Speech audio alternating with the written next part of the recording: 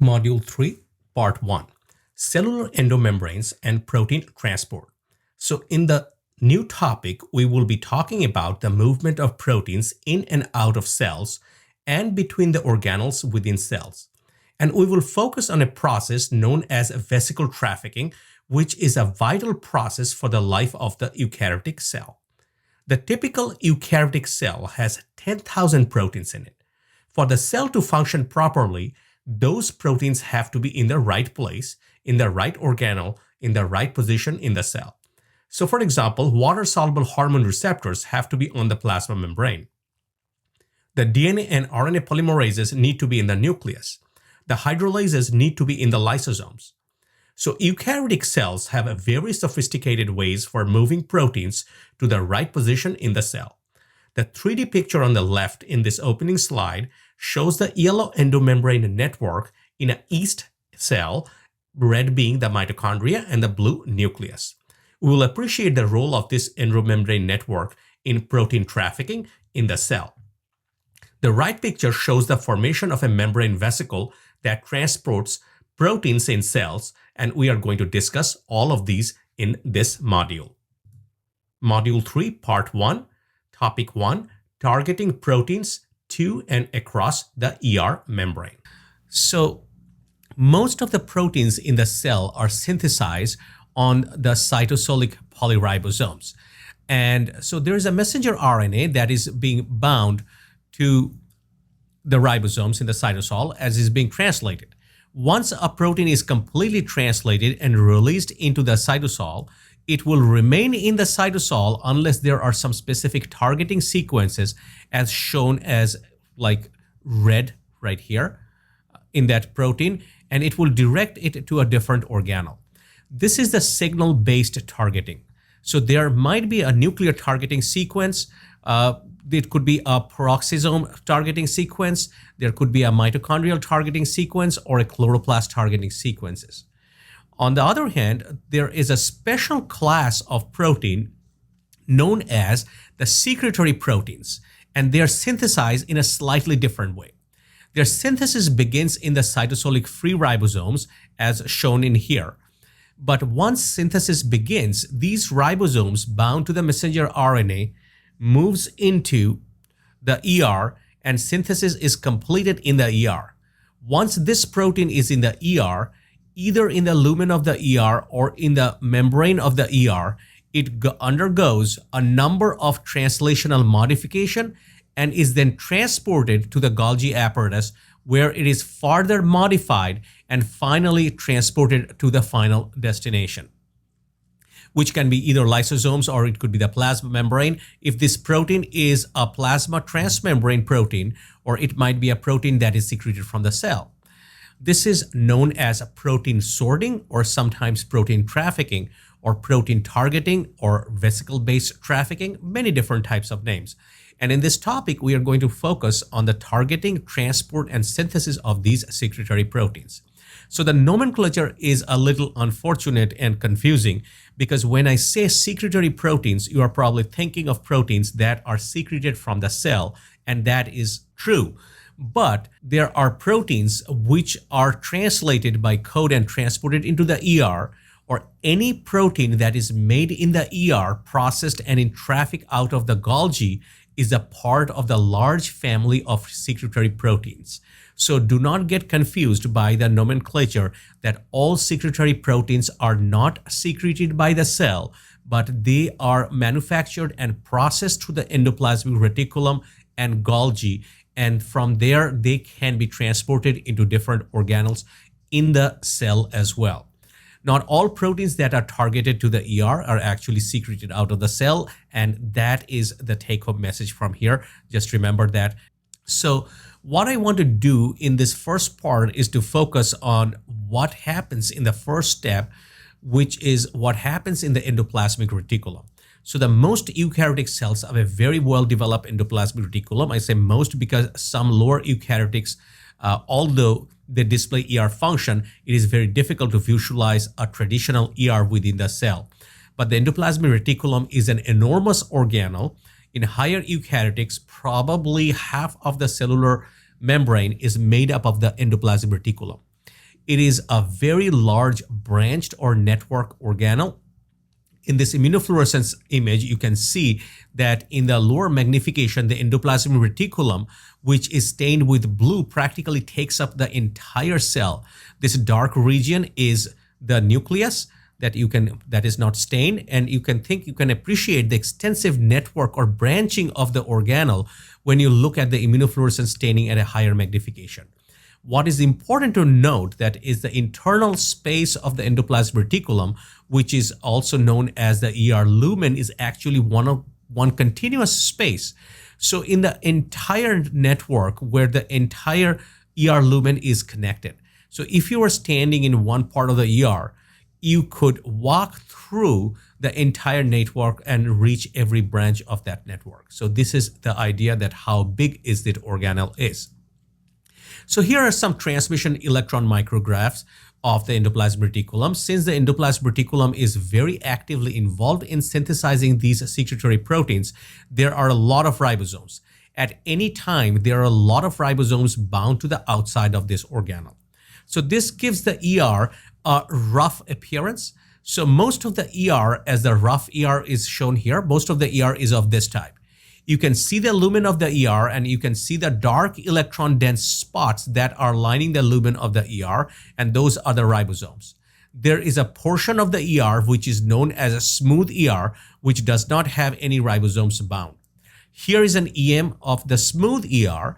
It is rarer and then the rough ER, and is usually the site where vesicles bud from and they move into the Golgi apparatus. Most cells have a little bit of smooth ER. The smooth ER is responsible for making lipids, hormone, particularly the steroid-based hormone. The cells that are actively involved in secretion of hormones, for example, these are Leydig cells that secrete testosterone, which is a steroid hormones. They have a lot of smooth ER. So the cells whose function is to secrete substance such as hormones have a smoother ER more in a typical cell. So to give you an idea about the rough ER and the smooth ER, where they are located in relationship to each other, here is a three-dimensional representation of these organelles. So you can see that most of the ER is rough ER. You can see that the rough ER has the ribosomes bound that are involved in synthesizing these secretory proteins. The smooth ER is found here right in the middle. This is the region from which the vesicles actually bud on their way to the Golgi apparatus. This part is shaded, what is the green right here. These are the continuous ER lumens. So that's the rough representation of the ER in 3D. So in order to study the ER in vitro, you have to purify it from the cells. We have talked a little about the organelle purification. At first, it seems like a daunting task because the ER is so enormous. How can you possibly purify this organelle? What is really advantageous for the cell biologist, if they want to study the ER, is that when you homogenize a cell, what will happen is that the membrane of the ER becomes disrupted, but they reseal to form these small vesicles which are known as microsomes. Is that they are authentic miniature versions of the ER and function exactly like ER. So the interior is biochemically equivalent to ER. And in cases of rough microsomes, you only have ribosomes that are bound to the outside and synthesizing the secretory proteins. And so these microsomes are very easy to isolate and purify, that they make possible to study the biochemical and biophysical reactions that take place in the ER. So here is a rough transmission EM of rough and smooth microsomes. You can easily see that good example of the rough microsome right here. And you can see that there is no ribosome attached to the outer surface compared to this. This is an example of your smooth microsome. So let's say you want to study this process of secretory protein synthesis. You need to separate the rough microsomes from the smooth. Because they differ in density, you can do this equilibrium density centrifugation. For example, on a sucrose gradient, so you can take the population of the rough and the smooth microsomes and layer them on top of the sucrose gradient and apply a centrifugal force, and these small organelles will now move through the gradient, and they will stop moving in the gradient where density equals to the density of the gradient. So you can get a nice region of that gradient that contains fairly pure rough microsomes and another region containing fairly pure smooth microsomes, because their density varies due to the attached ribosome and no attached ribosome. So of course, you are studying the secretory proteins, then you are interested in the rough microsomes population in this gradient, and you are going to collect these population. So exactly how do secretory proteins get directed to the endoplasmic reticulum? Remember, their synthesis begins on the cytosolic free ribosome. Then once a synthesis begins and goes for a little bit, then that polyribosome, which is messenger RNA bound by several ribosomes, gets directed to the ER. So how does this happen? Well, in the 1970s, it was proposed that it happens through some kind of signal sequence in the protein.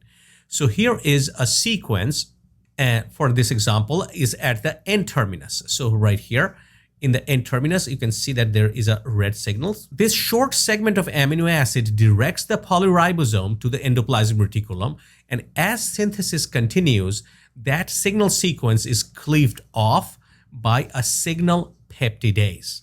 So the final mature protein, that small amino acid tag, is not present in the final mature protein. And you can see that they are separated. This is the signal sequence. This is a mature protein without that signal sequence, or the portion of the protein which was at the N-terminal. This was proposed by Günter Blobel in the 70s and the 80s, and this was called as a signal hypothesis.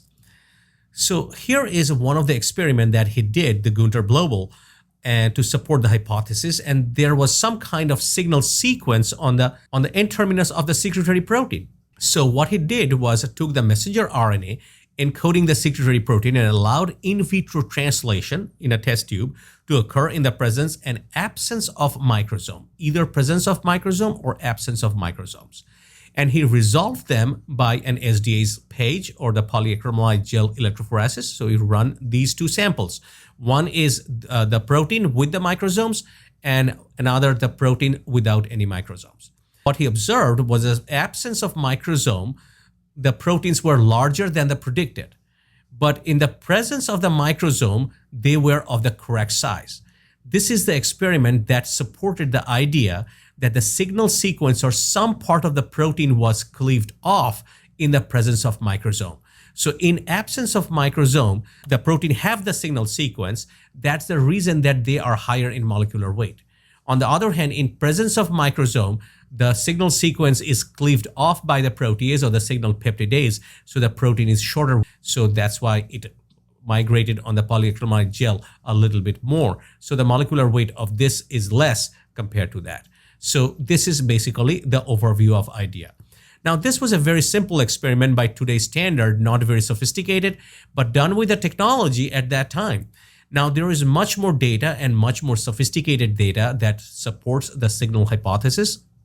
It is strange that it is still called a signal hypothesis today because there is so much data to support it. So it is really not a hypothesis anymore. It's a proven fact. For example, the protein sequencing of the N-terminal amino acid sequence shows the exact sequence of the signal peptides. They are at the beginning of synthesis and not there anymore after transporting into the microsomes. Mass spectrometry that we talked about in the first topic on the course has also lent support to the hypothesis. So the scientific community proved over and over the validity of the signal hypothesis. So Günter Blobel was awarded the 1999 Nobel Prize for the work which was done more than a decade ago. So this gives you an idea about the importance of the signals in the protein trafficking. So here is an experiment that demonstrates that translation and translocation of the proteins occur simultaneously. So two different ones, translation and translocation. Translation is from the mRNA to the synthesis of the protein, and translocation is the delivery of the protein to the ER, or here microsomes. So here the messenger RNA for the secretory protein is bound to the ribosome, and you allow the synthesis of this protein in absence of microsome. Then you add the microsome after protein synthesis and you look to see if your protein is inside the microsome or outside the microsome. what you find is that the protein is outside the microsome. So once synthesis is completed, the protein cannot be inserted into the lumen of the microsome. On the other hand, if you allow the synthesis of the protein to go on in presence of the microsome, what you will find is that the proteins are inside the microsome. This demonstrates that the translocation must occur simultaneously with translation. So the question might be, how can you tell that these proteins are really found in the microsomes? So here, for example, if you're allowing the synthesis of a secretory protein in the presence of microsomes, you're assuming that it gets translocated in the lumen of the microsome. How do you know that this is the case experimentally? What kind of characteristic can you look for to show that the protein has been successfully inserted into the microsomal lumen? The first thing you can do is a protein gel electrophoresis or SDS polyacrylamide gel electrophoresis to look at the size of the protein. Because of these proteins have been inserted into the microsome, the end-terminal signal peptide or the signal sequences will be cleaved off by the signal peptidase. This is the experiment that you just saw was the first conducted by Günter Blobel. If the protein is inside the microsome, it will be smaller. If it is outside, it will be larger. So the other characteristic of the proteins that have been translocated into the microsome that will be resistant to proteases, or they will not be resistant to proteases in the presence of detergent. So let's take a look at that. Let's say you have allowed the synthesis of the secretory protein to go on in some kind of cells in the culture. You isolate the microsome, homogenizing in the cells. And as you can see right here, if you add protease to these isolated microsomes, they are protected by the microsomal membrane, and there is no degradation of the membrane by the addition of these proteases. So now what you can do, that you can add detergent to these microsomal fraction, and these detergents can disrupt the architecture of the membrane. We discussed this in the last topic. What will happen that a small pores or disruption will form in the membrane. Then subsequently, if you add protease, the proteases will enter the lumen and then will hydrolyze those proteins. So in absence of detergent, the proteins in the lumen of the microsome will be resistant to protease, whereas in the presence of detergent, these same proteins will not be resistant, but will be sensitive to hydrolysis by proteases. Another thing is that important part is that they also become glycosylated by the enzyme within the microsomes. And we'll talk about those in later parts. So let's take a look at a little bit more of the signal hypothesis. The signal peptide, which is the short amino acid sequence and sometimes called the signal sequence, or sometimes called the leader sequence, or sometimes called the start transfer sequence. These signal peptides are about 30 to 35 amino acid in length. The sequence itself is not well conserved, but there are some features that are conserved. There are usually a stretch of hydrophobic amino acids. Here they are in the green, and these hydrophobic regions are usually followed by a couple of negatively charged amino acids, which is shown in the blue, and one or more positively charged amino acid shown in red. So the sequence itself is not conserved, but some of the hydrophobicity and some of the positioning of the negatively or positively charged amino acids are conserved. So here is another example. This table actually shows a typical signal sequence for your reference to show the conserved role of hydrophobic and charged amino acid residues in protein targeting to reach their destination. So this is the sequence we just saw, but you can easily see that if there is another sequence like this, the protein is retained in the endoplasmic reticulum. So to send the proteins to mitochondria, you have this signal. To the nucleus, you have a nuclear signal, peroxisomal signal. So there are many of these charge residues in certain combinations that can form the signal sequences. This is just for your understanding, not needed for quiz or exam. So here is a bigger picture of the process. This is a secretory protein being synthesized on a cytosolic free ribosome. As the protein becomes extruded or exposed out of the ribosome, the signal sequence, which is purple right here, becomes exposed. That signal sequence then binds to a riboprotein complex known as the signal recognition particle, or SRP, a very, very large complex. SRP will bind the signal sequence and temporarily halts or terminates the translation. Again, temporarily. So the protein synthesis and translation is halted until the polyribosome is directed to the endoplasmic reticulum. It is the signal recognition particle that directs the polyribosome to the ER membrane, and it does so by interacting with the receptor on the ER membrane.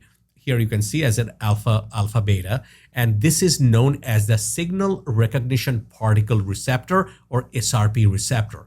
As SRP and alpha beta interact with each other, it brings the polyribosome on the ER membrane. So this is what the signal recognition particle looks like. It is a very, very large riboprotein complex, which means that there is an RNA associated, and there are 5-6 other proteins also associated with this particle. Note that here, one protein known as P54, subunit of the protein, and this is the signal recognition protein, and these are some of the signal sequences that it can recognize. Here is a molecular structure of bacterial FFH protein, which is a homolog of the P54 portion of the signal recognition particle, or SRP. On the left, the cleft shown is lined by these hydrophobic residues of amino acids, and the hydrophobic amino acids of the signal sequence bind to these grooves by this hydrophobic interaction among the hydrophobic amino acid side chains. On the right top half is the SRP-P54 homolog, FFH, the same thing, and the bottom half is FITS-Y, which is an archaeal homolog of the alpha subunit of the SRP receptor, which is on the ER membrane. So in archaea or in bacteria, there is no ER, but these are inside their plasma membrane for targeting. But these are the homolog of the SRP receptor. Now, GTP binding to the P54 SRP homolog FFH is required to render the protein functional for receptor interaction. That means only upon binding GTP, the SRP, which is FFH here, will be able to interact with the receptor on the ER. That is what is shown in the picture. Hydrolysis of the GTP to GDP leads to the separation of the FFH here from its receptor. The hydrolysis of the GDP occurs upon delivery of the ribosome on the ER membrane, and the GDP eventually leaves the SRP, and SRP is recharged again with the GTP to capture another translating ribosome for targeting that we are going to see in the next slide. Once the polyribosome binds to the ER membrane through the integration of the SRP and its receptor, translation can be initiated again. So remember that when SRP bound, it was halting the translation temporarily. Now, upon binding to the SRP receptor, this will start back again. So the signal recognition receptors are usually associated with a large transport complex, and this is known as a translocon. Translocon is the word. So what happens is that this ribosome, which is translating the secretory protein, becomes dissociated from the SRP and its receptor and becomes associated with a translocon, and the translocon opens, the synthesis is reinitiated, and you get co-translational translocation of the secretory protein. So as translation is being done in that process, same way the translocation of the protein is happening, which means that as the protein is extruded from the ribosome, it is actually being transported to the translocon, and the translocon will guide these protein into the lumen or wherever it need to go. So as we have been discussing, the signal sequence is cleaved by the signal peptidase, which is found in the lumen of the ER. What you end up with is the mature soluble secretory protein. So this is the signal sequence cleaved off by the signal peptidase, and this is your mature soluble secretory protein. So here is a classic example to show that Sec61 alpha is a translocon right here, Sec61 alpha, and this is from an yeast experiment. So This is known as a cross-linking experiment to prove that Sec61 alpha is a translocon, and it contacts the nascent secretory proteins as they pass through the translocon into the ER lumen. So to do this experiment, an in vitro selfie translational system was taken, and there were liposome containing only Sec61 complex, an artificial mRNA encoding only about N-terminal 70 amino acids of the secreted protein prolactin. Beside the mRNA lacks a stop codon so that the ribosome never dissociates. The mRNA contains one lysine codon near the middle of the sequence, and these are all artificially made, that whole mRNA. And the reaction mixture also contained lysyl tRNA modified with a light-activated cross-linking reagent attached to the lysine side chain. So in an in vitro cell-free system, the entire mRNA is translated, but stuck in the translocon because ribosome will not be able to release the protein without an mRNA stop codon. The in vitro translation was followed by an exposure to the intense light, which will covalently cross-link the nascent polypeptide right here, will covalently cross-link the nascent polypeptide chain to the nearby proteins in the translocon through this photoactivated lysine. And what happens here, that as the photoactivated lysine is bound here, isolation of the translocon shows the presence of this peptide. So the translocation is driven by the translational elongation of the protein, and the energy for this comes from the ATP used in the translation, which is pushing the protein through this translocon complex where it is Sec61. The translocon itself do not use or expend any energy to push this protein through its channel. So this is how the cross-linking experiment, that the binding of the translocon into the lumen of the protein that is being synthesized, proved that this is the proper theory or the proper process of the translocation through the translocon from the ribosome to the endoplasmic reticular lumen. So here is a structure of an archaeal Sec61 complex and the translocon preserves the high integrity, and it uses about an kind of like an hourglass shaped channel to the center of this pore. And without the incoming peptide, the channel is closed by a short helical plug, which is shown in the red. It is closed right here, and which then moves out of the channel during the protein translocation. So no protein, it stays here. If protein is coming in, the plug is moved, so this channel is open. So this is the first gating mechanism. Even when a polypeptide is actively translocating, there is a ring right here. These are the green ones. These are the green ring of isoleucine, which constrict the waist of the pore and forms a kind of like a gasket in the middle of the channel. And this seals the channel so that the small molecules cannot slip by or come into the lumen when the protein is translocated. So this is the second gating mechanism. So here is another rendition of this process. Here is a secretory protein being synthesized and is initiated in the cytosolic free ribosome.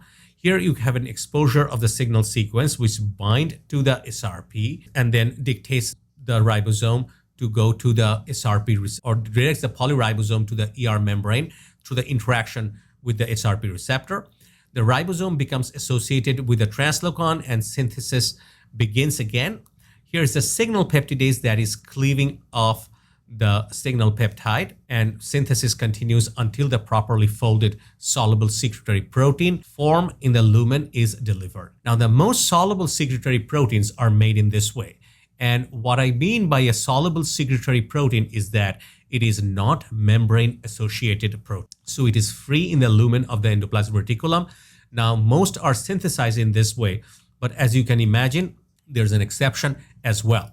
So in the yeast, many of the secretory proteins translocated into the ER after they are completely made into the cytosol. See, all our previous example that we are seeing that if it is a secretory protein, the ribosome need to be associated with the endoplasmic reticular membrane before the secretory protein can be synthesized or it starts synthesizing back again. But in yeast, that is not the case. The yeast display a process known as post-translation translocation. So translation is not completed in the cytosol, but then the protein is fed through a translocon into ER. Here is some evidence that there may be some soluble secretory proteins in higher eukaryotic cells like mammalian cells that are made in this way. It is rare, but there are some examples. So this is the way that how it looks like in the yeast. The secretory protein is completely made in the cytosol. It becomes associated with the same translocon that is used for the formation of majority of the secretory proteins that use SRP.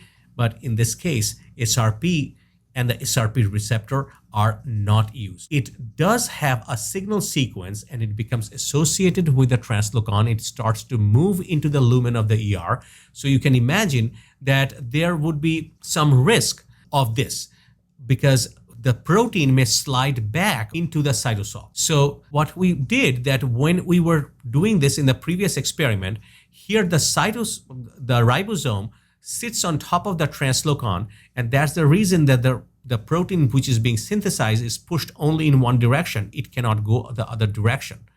But what happens here, the backsliding is a possibility because there is no ribosome sitting on top of the translocon to stop this process. So what happens in this condition, the way yeast have solved this problem is through this protein known as BIP or binding protein, which is the ER resident protein and is very abundant in the lumen of the ER. So another protein complex in the ER known as the SEX63 complex.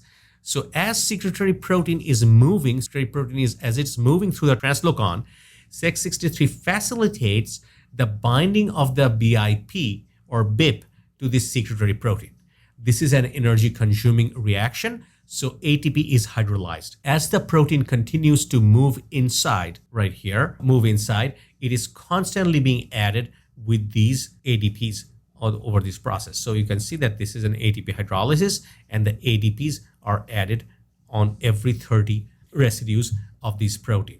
So you can almost see that this is the only way that it can prevent this backsliding of this into the cytosol. So this protein now almost looks like a kind of a chain with beads on it so that this prevents the backsliding of the protein. So you end up with a mature soluble protein, secretory protein in the lumen of the ER in these yeast cells finally.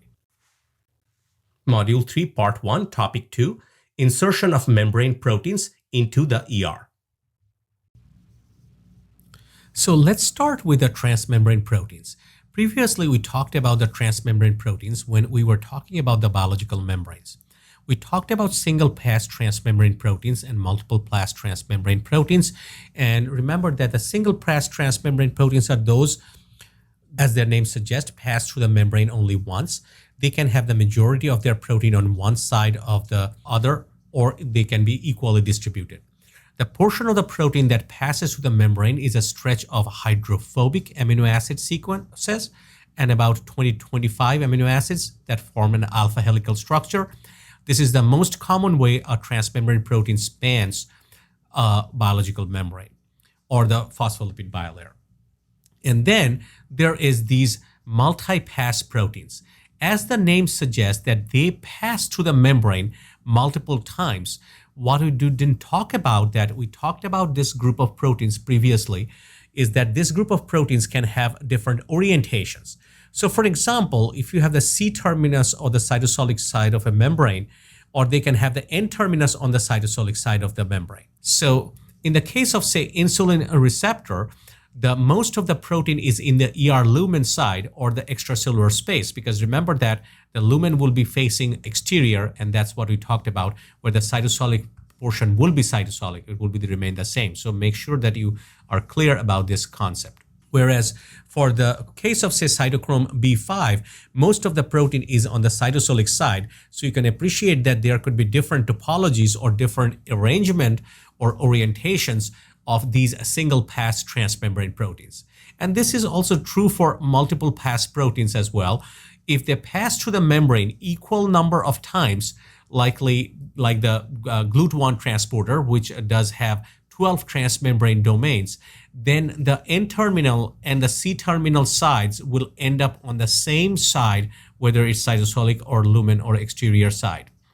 On the other hand, if they pass odd number of times, then the amino terminal and the C terminal will end up in two different areas. So here we have 12, 1, 2, 3, 4, 5, 6, and 7. So odd number of times, and the N terminal and the C terminal in the beta adrenergic receptors end up on two different sides of the membrane. So you can understand the importance, because if the cell has a device that different ways to synthesize these transmembrane proteins such that their orientation is correct in the membrane, because without the correct orientation, these proteins are not going to be functional. That's the most important part. So you can actually group these transmembrane proteins into several types based on the orientation. So here is the type 1 transmembrane proteins, and they have a small portion of their C-terminus on the cytosolic side, a transmembrane region, and the majority of the protein is found on the lumen of the ER or the lumen of the Golgi. Now, please recap from the last modules how the lumen of ER Golgi correspond to the exterior or the exoplasmic phase of the cell that we just talked about in the previous slide as well. Type 2 transmembrane proteins, on the other hand, right here, have the opposite orientation, where a small portion of the N-terminus is on the cytosolic face of the phospholipid bilayer. And the type 3 is similar to type 1 in its orientation, where the C-terminus is on the cytosolic face, except the majority of the protein is on the cytosolic face. There's another group of proteins that can be considered as a type 3 in a reverse orientation, where the tail of the protein or the C-terminus is inserted into the membrane. These proteins are known as the tail anchored, because C-terminus is the tail of the protein, and this is known as the tail anchored proteins. And then a type 4 are multiple transmembrane alpha helices or multipass membrane proteins, which can be further divided into type 4A, which is N and C terminal both end up in the same side of the ER membrane, and only possible in case of even number of helices. Whereas the type 4B, we're going to talk about that, has an odd number of transmembrane domains, and the N and C terminus of the protein end up in opposite sides of the ER membrane that we have seen in the previous slide. And then we are going to talk about the GPI anchored proteins as well. And these are some of the examples of these different types of transmembrane proteins or integral proteins. So let's take a look at each type of these separately. First, take a look at the synthesis of the translocation type 1 transmembrane proteins. An example of the type 1 transmembrane protein is an insulin receptor. Its C-terminus is on the cytosolic side of the phospholipid bilayer. Most of the protein and its N-terminus is on the opposite side, and it has a cleavable N-terminus signal sequence. Synthesis of this transmembrane protein, I think, is easy to understand because it is most likely the synthesis of the soluble secretory proteins we just saw. So the initial steps are the same, even though it is not shown in the slide. So synthesis begins with a cytosolic free ribosome, and then the signal sequence becomes exposed, and it is bound to the signal recognition particle, which guides the polyribosomes to the ER membrane by its interaction with the SRP receptor, which is not shown as well. So just remember that SRP and SRP receptors are also involved in this process. Initial steps are the same. The protein then enters the translocon, which is a very large protein complex of proteins, and this is responsible for translocation of the secretory proteins into the ER. Synthesis proceeds, and the N-terminal sequence is then cleaved off by the signal peptidase, and then the rest of the protein is synthesized the same way as the soluble secretory proteins. So as the synthesis proceeds and this protein is being extruded through the pore of the translocon, a string of amino acids will be synthesized as the stop transfer anchor sequence, or the anchoring segment of the protein, or anchoring sequence of the protein. There are many ways you can represent that, and represents the transmembrane region, which is in red, the transmembrane region of this protein. So what happens is that as this portion of this protein is being synthesized, it forms an alpha helical stretch because of it's made up of hydrophobic amino acids.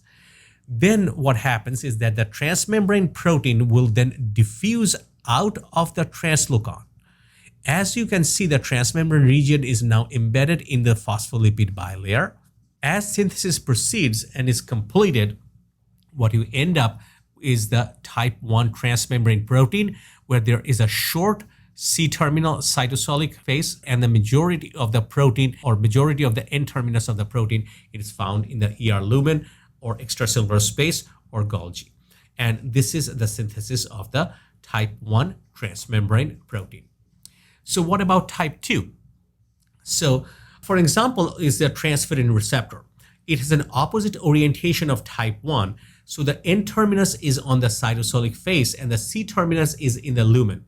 Again, the initial steps are the same. The synthesis begins on the cytosolic free ribosome, but there is no N-terminal signal sequence. This is the major difference of the type 2 from the type 1. No signal sequence. However, when the signal anchor sequence is synthesized, there is a sequence known as a signal anchor sequence.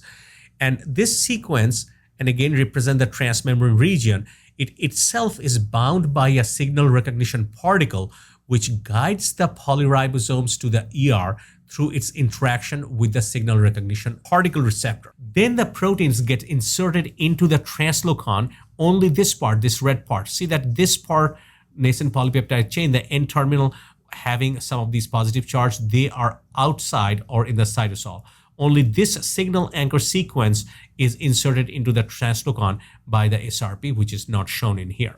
And then what happens? There is no terminal sequences to get cleaved off. And now you will notice that the N-terminus is on the cytosolic phase. So how the cell actually know, this is the important part, that how the cell know to insert this protein with the N-terminus on the cytosolic phase as shown. It has been suggested that string of positively charged amino acids shown here that are oriented just to the N-terminus of the signal anchor sequence. Again, the string of positively charged amino acid is actually regulates the mechanism by which this protein is inserted into the translocon. So once it's inserted into the translocon and protein synthesis proceeds, you get diffusion of the transmembrane region out of the translocon directly into the phospholipid bilayer right here, and the completion of the synthesis. What you end up with is a transmembrane protein with N-terminus on the cytosolic phase. And as you can see, and again, with this, the signal recognition particle is involved, but it is not shown in this process. So the type 3 transmembrane proteins are quite similar to type 1. Their orientation is the same, where the C-terminus is on the cytosolic phase and their N-terminus ends up in the lumen of the ER, but there is no N-terminal signal sequence. It is not known if the signal recognition particle is involved in this process or not. That's why the SRP involved is with a question mark on the lower left-hand side right here. So some unknown mechanism, this protein begins its synthesis on the cytosolic free ribosomes and associated with a translocon in the ER membrane. And in this process, the protein gets inserted into the translocon in this orientation.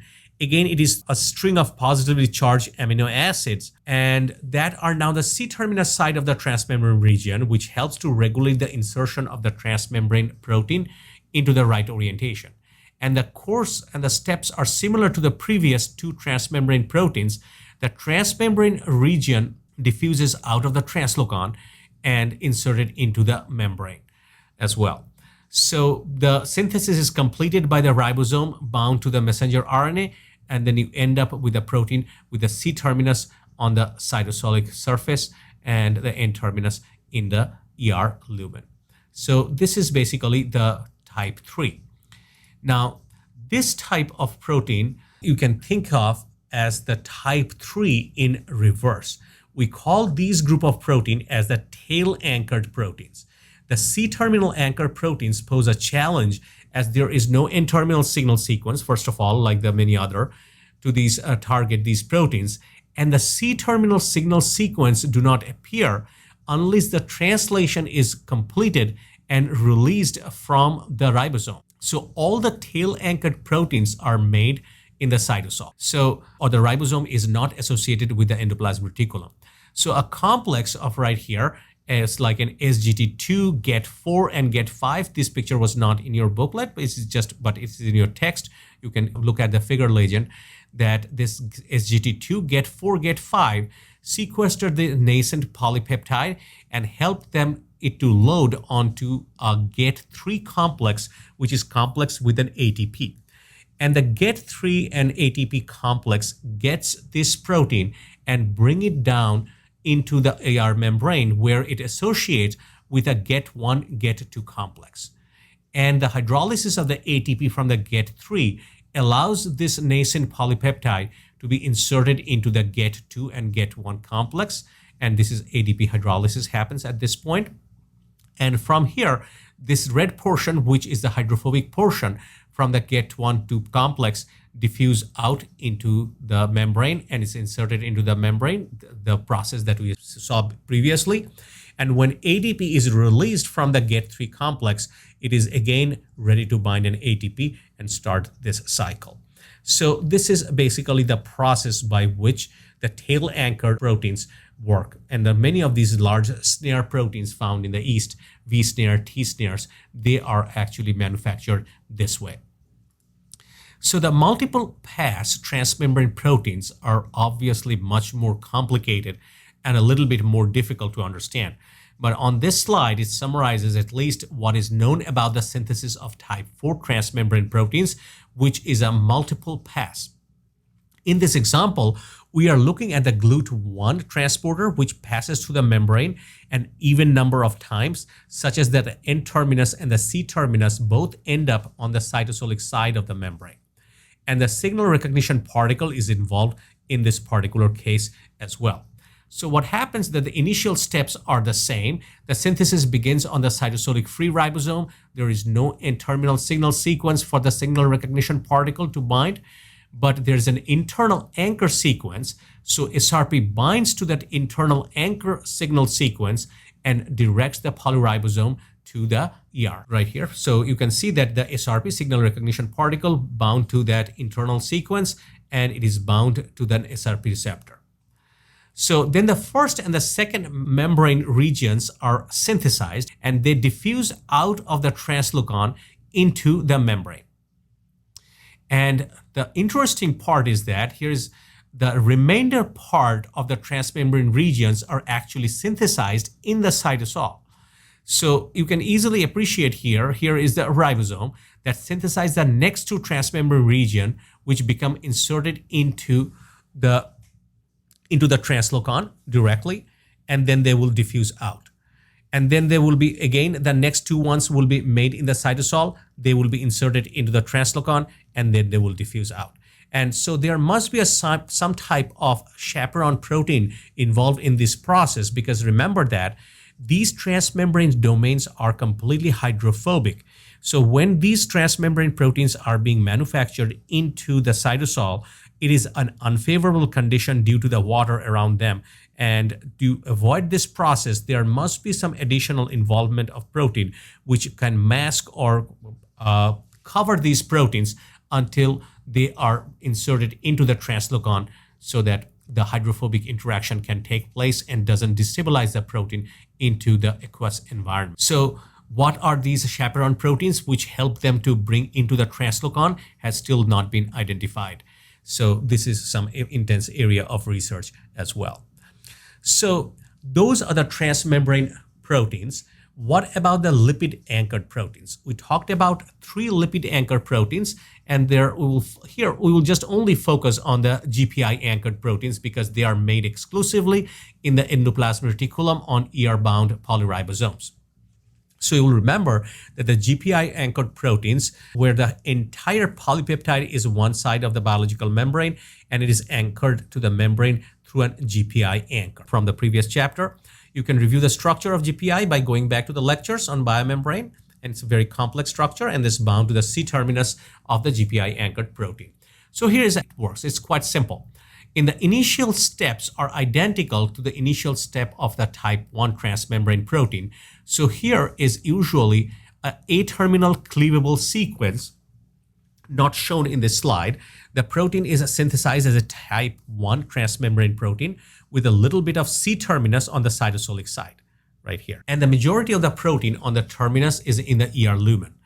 And what happens at this stage, there is a string of amino acid close to the transmembrane region that is recognized by an enzyme known as GPI transamidase. This is not a protein which is a signal peptidase.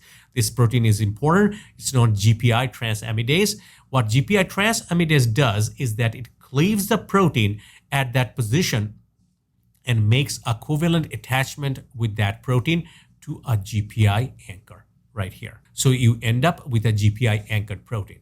So the normal question you can easily ask that why are you going to change the anchor? It is already anchored in the membrane. Why you are going to change the anchor? So the answer is, why bother to change it to a lipid anchor from the protein anchor?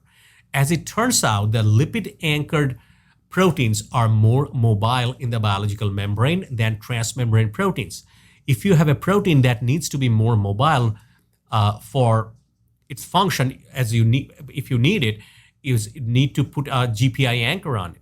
Furthermore, proteins that are GPI anchored have a high affinity for the lipid rafts. If you remember, the lipid rafts are the small domains in biological membranes that are cholesterol and the sphingolipid rich, and it's one of the ways that the cells can confine proteins to a specific domain in the membrane.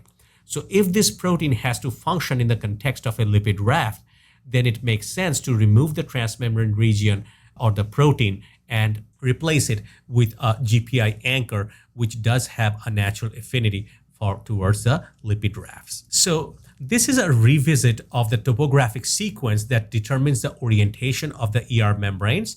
Say, for example, for the type 1 proteins, the N-terminal signal sequence is cleaved and the single internal stop transfer sequence will be present. This will bring the cytosolic ribosome, polyribosomes to the ER, and the rest of the protein will be synthesized. Type 2 is characterized by a single internal signal anchor or SA sequence. The orientation depends on a high density of the positively charged amino acids on the N-terminal side of the SA sequence, so that the N-terminal is present towards the cytosolic side, whereas the C-terminal is in the lumen. On the type 3, you can see that also contain a single internal signal anchor site sequence, but the orientation depends on the high density of positively charged on the opposite side, on the C-terminal side of the SA sequence. So what happens here, that the N-terminal ends up in the lumen, unlike the type 3, and the C-terminal ends up in the cytosol. So just this crisscross, this was here, this was here, so that small changes are making a difference. So here you can easily see that the type 4A proteins have no N-terminal signal sequence either. Their N-terminus is in the cytosol and have an alternating type 2 SA sequence and STA sequences. That means the high density of the positively charged amino acids are responsible for the N-terminal side of this is going to be towards the cytosolic side. This is membrane anchored, and then it's going to be on the luminal side. Then you have again membrane anchored. This will be the cytosolic side. So you can easily see that wherever you have the cytosolic side, that side of the N-terminal is getting these positive charge and so on. On the other hand, what happens that the last one right here in the type 4B, you have the odd number and the charges on the cytosolic side end up on the same side of these SA sequences or the internal signal anchor sequences. And that makes both of them go on the different direction. So you can see the N-terminal ends up in the lumen, on the C-terminal is the cytosol, whereas the N-terminal is in the cytosol and the C-terminal is also cytosol, and they have even 1, 2, 3, 4 even number of signal sequences or single internal stop transfer anchor sequences as well. So this is basically the overview of the different hydrophilic stretches, which are in red, whereas the blue are the hydrophilic stretch, where they can either be in the cytosolic side or the luminal side. So let's take a look at the final look at this hydrophobic part. In this figure, we will try to illustrate the concept of those stretches of hydrophobic and hydrophilic profiles. The slide shows what is known as a hydrophobicity plot or hydropathy plot, and that can predict the topogenic sequences in an integral membrane protein. They are generated by plotting the total hydrophobicity of each segment of 20 contiguous amino acid along with the length of the protein. So you can see that positive values are relatively hydrophobic right here, the top portion, whereas the negative values are relatively hydrophilic, or they are more polar. You can see that how you can plot and you can recognize the signal and the stop transfer sequence in the human growth hormone. Here you can see that right here is a signal sequence, hydrophobic, stop transfer sequence, hydrophobic. Here you can see in this one is a signal anchor sequence. On the other hand, this is really remarkable that this is the loop, and you can easily see 1, 2, 3, 4, 5, 6, 7, 8, 9, 10, 11, 12. There are 12 transmembrane helices, and just looking at the hydrophobicity plot, you can tell where these are. So you can appreciate this, that how the hydrophobicity plot just from the sequence of the protein can give you an idea that if it is a secretory soluble protein, it's a transmembrane protein. If it is a transmembrane protein, how many passes it makes to the transmembrane area. All these, is the N-terminal in the cytosol, or is the N-terminal is in the lumen or extracytoplasmic phase. All these information you can derive from the hydropathy or the hydrophobicity profile of a protein. This concludes Module 3, Part 1.